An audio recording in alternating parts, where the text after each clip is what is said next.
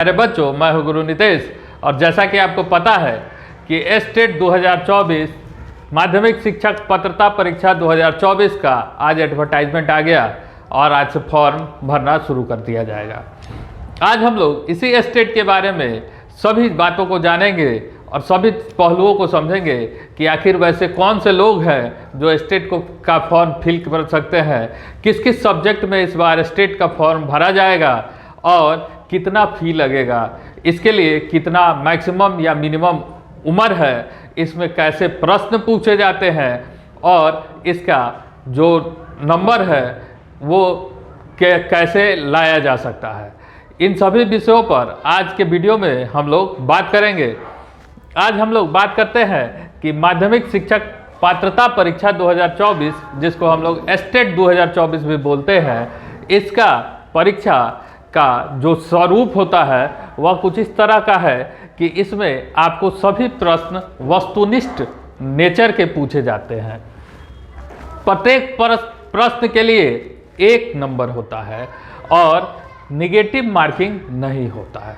ठीक है, मतलब कि आपको सारे प्रश्न ऑब्जेक्टिव होंगे, सभी प्रश्न के लिए 1 नंबर निर्धारित किया गया है, निगेटिव नहीं होगा। अब आपके दिमाग में यह होगा कि अगर निगेटिव नहीं होता होगा तो सुनते हैं किसी का 0.50 से कम नहीं आया, किसी का 0.25 से रिजल्ट नहीं हुआ। ऐसा क्यों होता है? ऐसा इसलिए होता है क्योंकि यहाँ नॉर्मलाइजेशन किया जाता है। यह परीक्षा पूर्णतः CBT मतलब कंप्यूटर बेस्ड होता है, जिसमें विभिन्न पालियों में परीक्षाएं ली जाती है। इसके लिए आयोग जो है, BACB जो है, वह नॉर्मलाइजेशन करता है। नॉर्मलाइजेशन करता है तो हो सकता है किसी पारी में अगर कठिन प्रश्न पूछे गए हैं तो किसी पारी में आसान प्रश्न आ गए हों। तो ऐसा नहीं है, जब उसको नॉर्मलाइज किया जाता है और आप ज़्यादा गलत क्वेश्चन बनाए हुए हैं तो उस स्थिति में आपके अंक कम हो जाते हैं और वैसी स्थिति में वो नंबर पॉइंट में आने लगता है। तो इस बात का हमेशा ध्यान रखना है कि नॉर्मलाइजेशन होने के वजह से अंक घटते बढ़ते हैं। अगर आप कम निगेटिव मार्किंग लिए हुए हैं तो आपको ज़्यादा अंक मिल सकता है, अगर आप ज़्यादा निगेटिव अटैम्प्ट लिए हुए हैं तो आपको कम मार्क्स मिल सकता है। इस परीक्षा में 150 कुल प्रश्न पूछे जाते हैं, जो कि 150 अंक के होते हैं और 150 मिनट मतलब 2.5 घंटा का समय आपको दिया जाता है, जिसमें विषय से 100 प्रश्न पूछे जाते हैं और अन्य 50 प्रश्न पूछे जाते हैं, जिसमें CDP, math, social science, computer, कुछ भी सामान्य ज्ञान, कुछ भी मिला के आपसे 50 प्रश्न पूछा जाता है। तो इसमें आपको अभी तक पता है कि 150 प्रश्न पूछे जाते हैं, प्रत्येक प्रश्न 1 अंक के होते हैं। आपको एक प्रश्न के लिए 1 मिनट यानी कि कुल 150 मिनट का समय दिया जाता है। इसमें 2 पेपर का परीक्षा होता है। एक पेपर 1 जिसको माध्यमिक कहा जाता है, जो कक्षा 9 और 10 के लिए होता है। जैसा कि आपको पता है कि सीटेट भी एक पात्रता परीक्षा है जिससे नौकरी नहीं मिलती है, तो सीटेट जो होता है वह 1 to 5 और 6 to 8 के लिए होता है, लेकिन 6 to 8 के ऊपर के एग्जाम के लिए हर स्टेट अपना अपना स्टेट लेता है। ये बिहार स्टेट है, तो इसमें हम लोग बिहार सरकार मतलब BACB Bihar school examination board इसके लिए एग्जाम लेता है। तो इसमें 2 पेपर है। एक पेपर है 9 और 10 के लिए जिसको माध्यमिक कहा जाता है और दूसरा पेपर है उच्चतर माध्यमिक कक्षा 11 और 12 के लिए। इस बार कक्षा 9 और 10 के लिए हिंदी, उर्दू, बांग्ला, मैथिली, संस्कृत, अरबी, फारसी, भोजपुरी, अंग्रेजी, गणित, विज्ञान, सामाजिक विज्ञान, शारीरिक शिक्षा, संगीत, ललित कला और नृत्य कला से विषय से आपका परीक्षाएं होंगी। साथ ही साथ पेपर 2 के लिए जिसको उच्चतर माध्यमिक कक्षा 11-12 से कहा जाता है, इसमें हिंदी, उर्दू, अंग्रेजी, संस्कृत, बांग्ला, मैथिली, मगही, अरबी, फारसी, भोजपुरी, पाली, प्राकृत, गणित, भौतिकी, रसायन विज्ञान, जंतु विज्ञान, राजनीति शास्त्र, समाज शास्त्र, अर्थशास्त्र, दर्शन शास्त्र, मनोविज्ञान, गृह विज्ञान, वनस्पति विज्ञान, वाणिज्य, कंप्यूटर साइंस, कृषि और संगीत विषय के लिए परीक्षाएं होंगी। मतलब एग्रीकल्चर और कंप्यूटर वाले के लिए भी परीक्षाएं होंगी। इन दोनों में बीएड का अनिवार्यता नहीं है।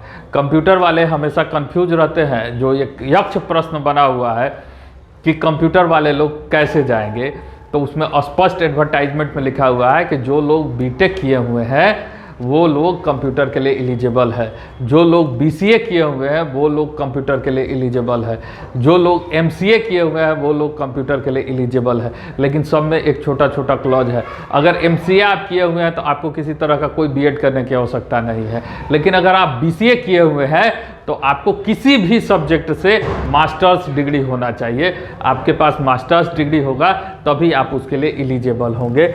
क्यों? क्योंकि ये पेपर 2 है, 11th-12th के लिए है, तो 11th-12th के लिए कहीं भी मास्टर्स डिग्री की आवश्यकता पड़ती है।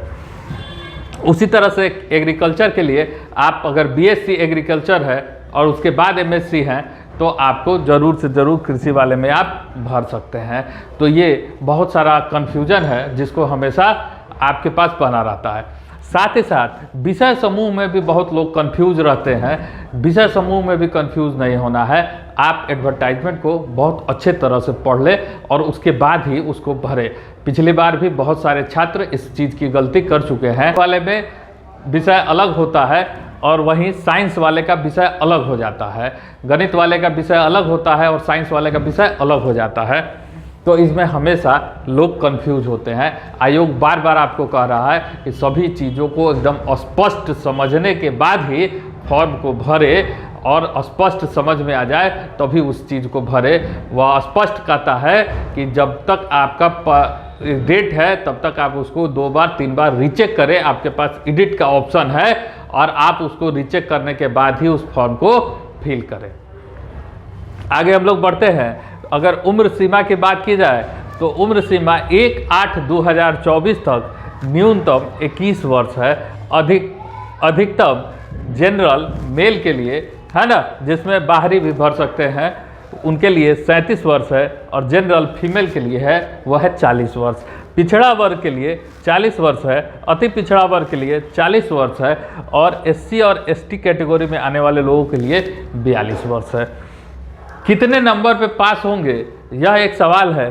तो यह दिया हुआ है कि सामान्य वर्ग के छात्र या जो भी आउट ऑफ बिहार के हैं उनके लिए 50% अंक आना अनिवार्य है। पिछड़ा वर्ग के लिए 45.5% अंक लाना अनिवार्य है। अति पिछड़ा के लिए 42.5% अंक लाना अनिवार्य है। एससी एसटी के लिए 40% अंक, महिलाओं के लिए महिला में केवल बिहार की महिला आएंगी, क्योंकि बिहार में केवल बिहार की महिलाओं को ही आरक्षण मिलता है, उनके लिए 40% अंक और जो दिव्यांगजन हैं उनके लिए 40% अंक। अगर आप केवल एक पेपर के लिए फॉर्म भरते हैं, जनरल, ओबीसी, ईडब्ल्यूएस किसी से भी आते हैं, तो आपको 960 रुपये का परीक्षा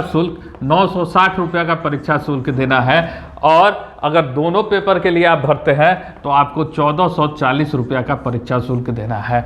और यदि आप एससी, एसटी, पीएच से हैं तो आपको एक पेपर के लिए 760 रुपये का परीक्षा शुल्क देना है और आपको दोनों पेपर के लिए 1140 रुपये का परीक्षा शुल्क देना है। फॉर्म भरने के लिए आप बीएसईबी के वेबसाइट पे जा सकते हैं या www.bsebstet2024 पे आप जा सकते हैं। इसके अलावा विज्ञापन में कुछ हेल्पलाइन नंबर दिया हुआ है, कुछ ईमेल आईडी दिया हुआ है, जिस पे आपको अगर किसी भी तरह का कठिनाई होता है तो आप कॉल करके समझ सकते हैं। आप उस ईमेल पे ईमेल करके आप उस जानकारी को ले सकते हैं। का फॉर्म आप 14/12/2023 मतलब आज से लेकर के आप 2 तारीख तक 2 जनवरी 2024 तक भर सकते हैं इस फॉर्म को। इसमें आपको फॉर्म भरते वक्त सबसे पहले रजिस्ट्रेशन करना है। रजिस्ट्रेशन में आपके पास वो ईमेल आईडी होना चाहिए जिसको आप एक्सेस कर सकते हैं, मतलब खोल सकते हैं, और एक मोबाइल नंबर होना चाहिए जो चालू हो, क्योंकि इसी पर ओटीपी वगैरह आएगा। और जब तक परीक्षा फल घोषित नहीं हो जाता है, आपको बोर्ड कहता है कि इन सभी चीज़ों को संभाल के रखना है, किसी के साथ शेयर नहीं करना है। तो जब आप रजिस्ट्रेशन कीजिएगा, कुछ सामान्य जानकारी दीजिएगा जिसमें ईमेल आईडी और मोबाइल नंबर दीजिएगा। तो जब आप उसको सबमिट कीजिएगा तो उसी मोबाइल नंबर पे एक ओटीपी आएगा और उसी OTP से फिर वो आपका फॉर्म आगे प्रोसेस फिल होगा। जब रजिस्ट्रेशन कर लीजिएगा तो फिर अगला पेज खुलेगा जिसमें आपको शैक्षणिक और व्यक्तिगत जानकारी देना होगा। उस जानकारी को आप सेव करेंगे तब जाके आपका फॉर्म कंप्लीट माना जाएगा। किसी भी तरह का हार्ड कॉपी आयोग को नहीं देना है। परीक्षा पूर्णतः ऑनलाइन भरा जाएगा, परीक्षा भी ऑनलाइन होगी। इसमें पेमेंट के लिए बहुत सारा ऑप्शन आपको दिया हुआ है। Credit card, debit card, UPI किसी भी चीज़ से पेमेंट कर सकते हैं। ऑफलाइन पेमेंट स्वीकार नहीं होगा।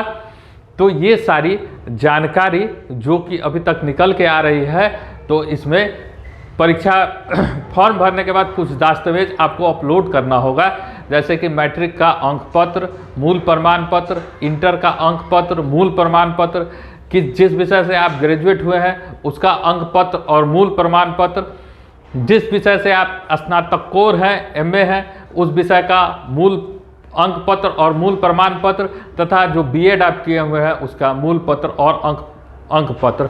अभी तक किसी भी तरह के अपेयरिंग कैंडिडेट को इसमें एग्ज़ाम देने का इजाज़त नहीं दिया गया है, जबकि सुप्रीम कोर्ट का सीधा गाइडलाइन है कि किसी भी पात्रता परीक्षा को देने के लिए B.Ed अपेयरिंग एलिजिबल होते हैं।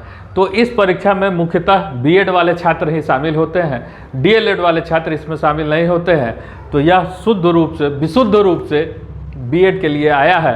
तो सभी छात्रों के लिए यह बहुत ही खुशखबरी की बात है कि जैसा कि कहा गया था कि साल में अब 2 बार स्टेट की परीक्षाएं बिहार में आयोजित की जाएंगी, तो अभी हाल में ही एक स्टेट हुआ था। अब स्टेट परीक्षा के लिए विज्ञापन जारी कर दिया गया है।